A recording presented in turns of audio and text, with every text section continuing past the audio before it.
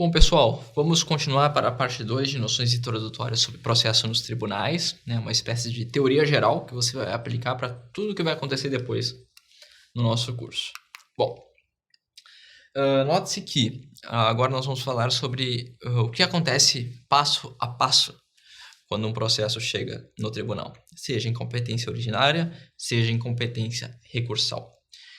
Bom, uma vez que seja apresentado o processo, a ação ao tribunal, os autos serão disponibilizados à secretaria e a secretaria os dará ao relator.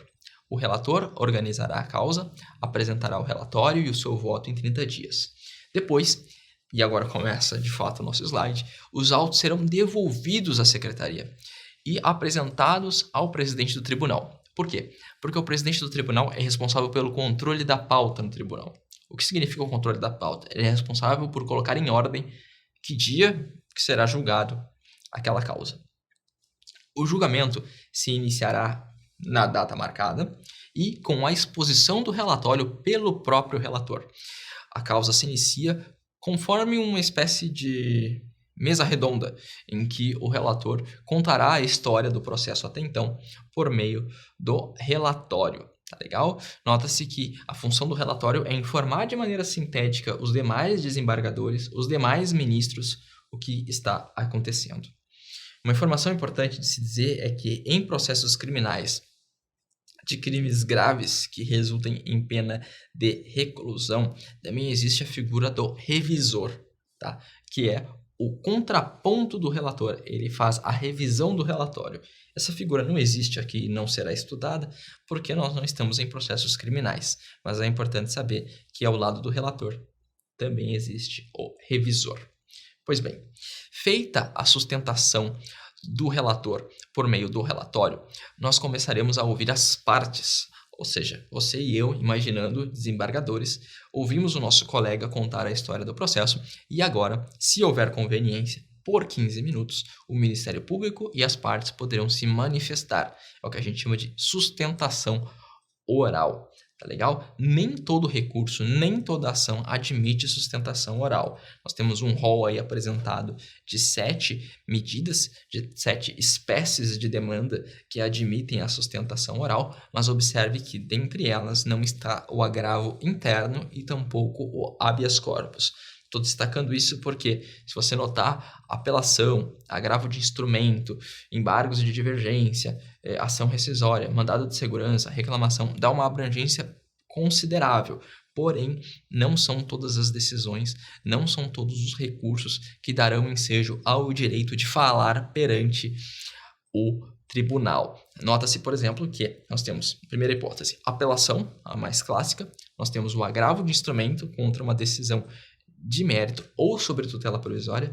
Nota-se que não é qualquer decisão, porque as decisões interlocutórias podem ser próprias quando tratarem sobre questões processuais ou podem ser impróprias quando tratarem sobre questões de mérito.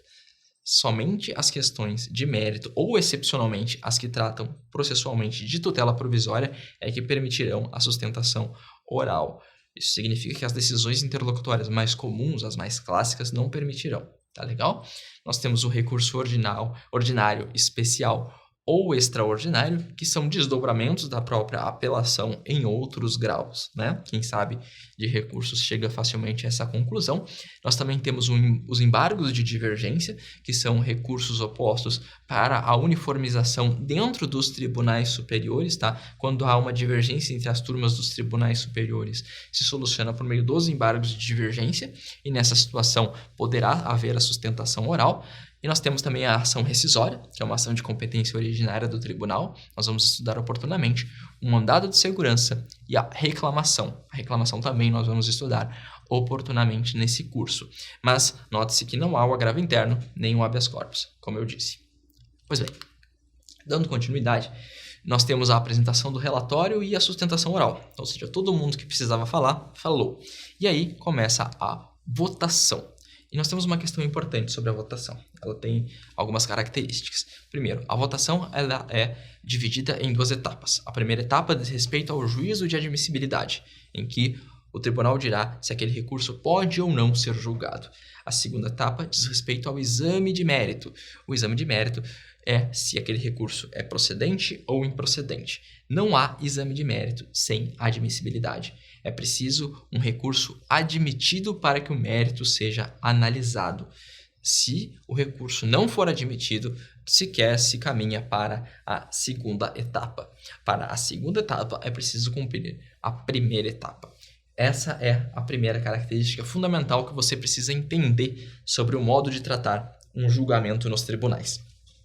A segunda característica que você precisa ter em mente é que o julgamento se dá de forma topificada, de forma específica, passo a passo. Isso significa que os desembargadores e os ministros não podem simplesmente dizer assim: não, eu considero o recurso admitido, ou eu considero o recurso procedente. Não, você precisa afirmar quais são os motivos que estão elencados naquele processo que te fazem crer que aquele recurso deve ou não ser conhecido, que ele deve ou não ser procedente.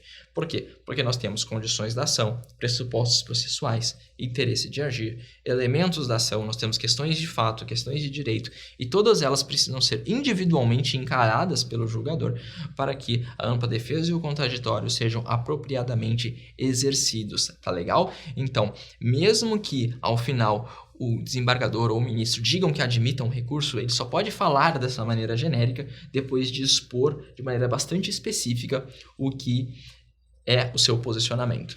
Perfeito? Então, nós temos aqui uma fase de admissibilidade e uma fase de mérito, sendo que a fase de mérito depende da fase de admissibilidade e ambas precisarão ser minuciadas pelo julgador. Bom, cada tópico, cada item, nós temos, por exemplo, as condições da ação e os pressupostos processuais, que são requisitos fundamentais para a admissibilidade do recurso. Cada item será objeto de voto por 3 desembargadores. Por quê? Porque o relator elaborará o seu relatório, em regra, como nós vimos, para que uma sessão, câmara ou turma a analise. E essa análise se dará por 3 desembargadores, tá bom? Desses 3 desembargadores, ao menos 2 precisarão concordar com o item para que ele seja procedente ou improcedente. Tá legal? É possível, por exemplo, que uma petição inicial, ou um pedido inicial, perdão, ou uma defesa, ou um recurso tenham várias teses e que a maior parte delas não tenham procedência, ou que todas elas não tenham procedência. E essa procedência se manifestará com 2 pedidos contra e 1 pedido a favor, ou 3 pedidos contra.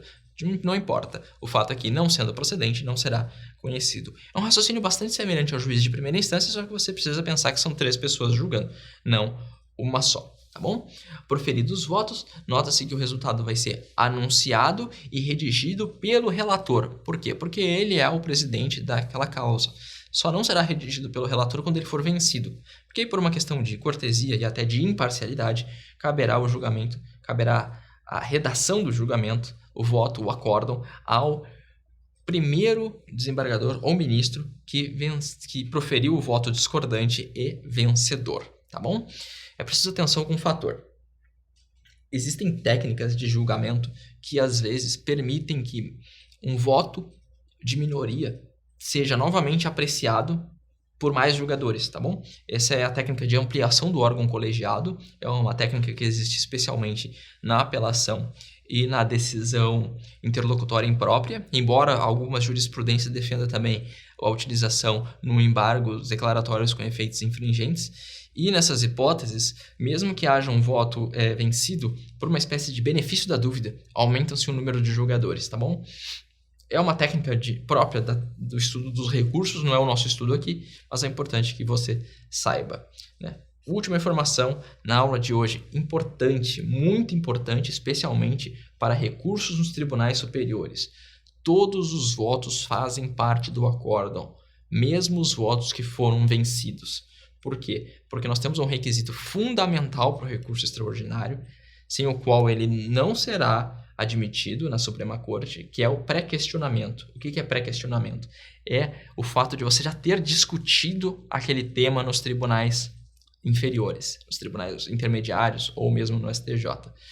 O voto vencido faz parte do pré-questionamento, porque assim a parte que foi vencida poderá discutir novamente lá. Por isso que todos os votos precisam estar no acórdão, tá legal? Por hora é só, a gente se vê no próximo bloco. Tchau, tchau.